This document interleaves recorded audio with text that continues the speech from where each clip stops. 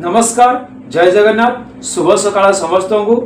बर्तमान आम गीतार गोटे श्लोक पढ़ा आउ आज मो पाखे अच्छी गीता ज्ञान रे गीतार तृतीय अध्यायर 4 नंबर श्लोक। तो आज आम 4 नंबर श्लोक पढ़ा आ भगवान ये अमृतमयी कथा को श्रवण करी आमर मन पवित्र करवा। तो आसतु बर्तमान मु 4 नंबर श्लोक आपन को पढ़ी शुणाऊँगी। देखा आज श्लोक रे कौन भगवान कहते आसतु। गुरु ब्रह्मा गुरु विष्णु गुरुदेव महेश्वर गुरु साक्षात् परम ब्रह्म तस्मै श्री गुरवे नमः। ओम गुरुदेवाय नमः।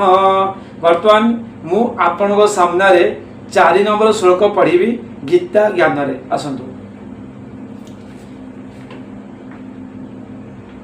न कर्मणा मनारंभा नैष्कम्यं पुरुषस्नुते न च संन्यासनादेव सिद्धिं समधिगच्छति। देखंतु ये जो श्लोकटी कहा जायछि यही श्लोकर कौन माने हैला ना पुरुष होउछि पुरुष पुरुष होउछि पुरुष होउछि मनुष्य मनुष्य को पुरुष कहला।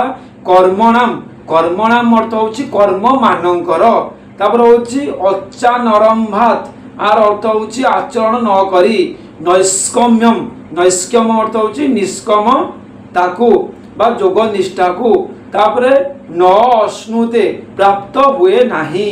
च होउछि एवं संन्यासनाथ एवं संन्यासनाथ एवं होउछि केवल कर्म त्याग कले सिद्धि होउछि सिद्ध बा अर्थात सांख्य निष्ठा को न समधि गच्छति होउछि प्राप्त हुए नाही। इति कोन कुआ गला ना मनुष्य कर्माचरण न करी निष्कामता बा योग निष्ठा पाई पारे नाही। मनुष्य को कर्म करने नित्यांत आवश्यक कि केवल कर्म त्याग करदे सिद्धि अर्थात सांख्य निष्ठा पाइबा नाही। इति कौन कहला ना मनुष्य जेतले कर्म त्याग करदेव से कौन सांख्य निष्ठा व योग निष्ठा पाई परिबो नाही। तेणु करी मनुष्य को प्रत्येक मनुष्य को कर्म करवा निहाती आवश्यक। समस्ते आमे कर्म रे बंधा आमे कर्म निश्चिंत भाव रे करवा।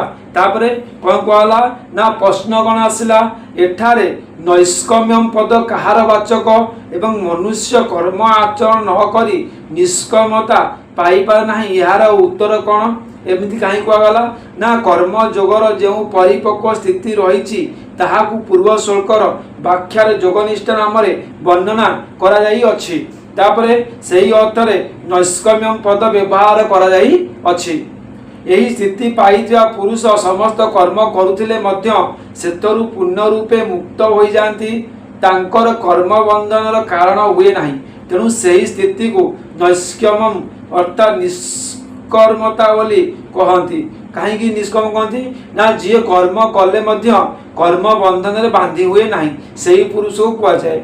निष्काम भाव में कर्तव्य कर्म आचरण करने द्वारा मनुष्य को सही प्राप्ति हुए सही स्थिति मिली जाए। कर्म न कले ताहा मिली पारे नाही। तेणु कर्म बंधन मुक्त होवार उपाय कर्तव्य कर्म त्याग करदेवा नुहे एवं निष्काम भाव में कर्म अनुष्ठान करवा। यही भाव प्रकाश करने कुआ जायछि जे मनुष्य कर्म अनुष्ठान आरंभ न करी केबे हेले निष्कमता पाई पर नाही। माने कर्म बंधन मुक्त होउछि आमे कर्म त्याग करवा ताहा नुहे आमे समस्त कर्म करवा कर्मर फल को त्याग करवा कर्मर आसक्ति को त्याग करवा सेटा होउछि कर्म योगी बा कर्म को त्याग बा कर्म बंधन मुक्ति। आमे कहबा कर्म बंधन मुक्ति माने समस्त कर्म छाड़ी देवा नाही सेमिति नुहे। तापर पुणी प्रश्न आसला कौन ना कर्म योगर स्वरूप तो कर्म करवा से कर्म आचरण न कर शंका न थाए। तेणु कर्म आचरण न कले निष्कर्मता मिले नहीं बोली कहबार आवश्यकता कौन ना भगवान अर्जुन को कर्म फल और आसक्ति त्याग करने को कहते एवं ताहार फल स्वरूप कर्म बंधन मुक्ति मिले बोली मध्य कहते। सेतिरु से बुझिले जे जदि कर्म न करा जाए तेबे स्वतः कर्म बंधन मुक्ति मिलिब।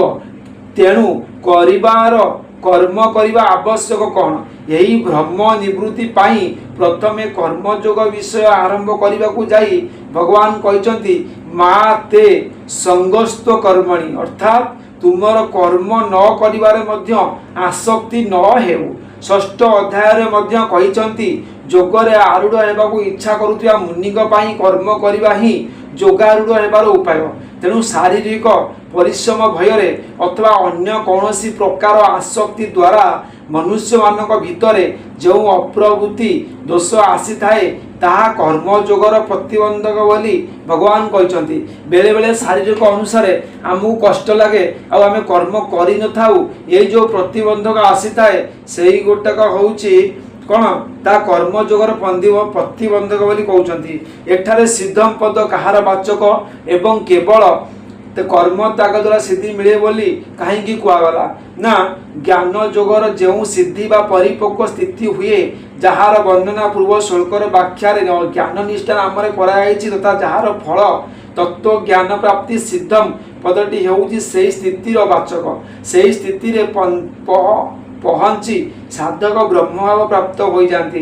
तांको दृष्टि रे आत्मा और परमात्मा मध्य कौन प्रभेद रहे नहीं से स्वयं ब्रह्म रूप हो जाती। तेणु यही स्थिति को सिद्धि बोली कहा जाए। निजर वर्णाश्रम अनुसार कर्तव्य कर्म रे कर्तापण अभिमान त्याग करी तथा समस्त भोगरे ममत्व आसक्ति और कामना रहित होई निरंतर अभिन्न भाव में परमात्मा स्वरूप को चिंतन कले ही यही ज्ञान जोग रूपी सिद्धि मिलता है। केवल स्वरूपतः कर्म त्याग करदेले यही सिद्धि मिले नहीं। कारण अहंत ममत्व आसक्ति नाश न हेले मनुष्य अभिन्न भाव में परमात्मा ठारे स्थिर स्थिति हो पारे नहीं। आहुरी मध्य मन बुद्धि एवं शरीर द्वारा हेउथिबा कौनसी कर्म रे निजकू कर्ता बोली मने न करी ताहार द्रष्टा साक्षी होई रहिथिले ही उपरोक्त स्थिति मिली थाए। तेणु सांख्य योगी मध्य वर्णा समचित कर्म स्वरूप त्याग करिवार चेष्टा न करी सेतिरे कर्तापण ममत्व आसक्ति एवं कामनारू रहित होई जिवा उचित। तेणु कुहा जायछि जे केवल कर्म त्याग रे सिद्ध मिले नाही। तापर हला अनारंभात एवं संन्यास ना तो अर्थ कौन ना ये दुईटी पदर भाव कौन ना एठारे भगवान ये दुईटी पद भिन्न भिन्न अभिप्राय प्रयोग करिसंती। कारण अनारंभात पदरे कर्मयोगी कहा जाए विहित कर्म न करिबा जोग निष्ठा प्राप्ति रे बाधक किंतु संन्यासनात् पदरे सांख्य योगी कहा जाए नहीं जे स्वरूपतः कर्म त्याग करदेवा सांख्य निष्ठा प्राप्तिर प्रतिबंधक। केवल एतिकी कहा जाइछि जे कर्म त्याग करदेले ही सेतिरे सिद्धि मिली जाए नहीं। सिद्धि प्राप्ति पाई कर्तव्यपण त्याग करी सच्चिदानंद घन ब्रह्मरे अभेद भाव में अवस्थित हेबा आवश्यक। तेणु तांको पाई स्वरूपत कर्म त्याग करदेवा मुख्य कथा नुहे आंतरिक त्यागर ही प्राधान्य रही एवं कर्मयोगी पाई स्वरूपत कर्म त्याग न करिबा ही विधेय। या ही ए दुई पदर पार्थक्य देखंतु के सुंदर कथा। मु भाबुची आपण माने समस्त गीता ज्ञान रे एई श्लोकटी को आपण बुझी पारथिबे काहे ना गीता श्लोक रे मु श्लोक आपण को बुझियार किछि आवश्यक नाही। कारण गोटे श्लोक रे एते सुंदर भाव में बुझा जाइछि एई गीता बही रे माने गोटे श्लोकर व्याख्या बहुत सुंदर भाव में करा जाइछि। खाली मु पढ़ी देले आपण माने बुझी जिवे आ मते किछि बुझिया पड़िबो नाही। अति सरल भाषा रे बुझाई दिया जाइछि। तो आज मु गीता ज्ञान रो तृतीय अध्याय रो आज 4 नंबर श्लोक मु सुनाई। काली के आम 5 नंबर श्लोक पढ़ा से पर्यंत मत विदाय दिंतु। बर्तमान समय मत इशारा गलानी रही आज्ञा। पुणी देखा काली सकाळे गीता ज्ञान तृतीय अध्याय 5 नंबर श्लोक सहित। हर हर महादेव। जय श्री कृष्ण।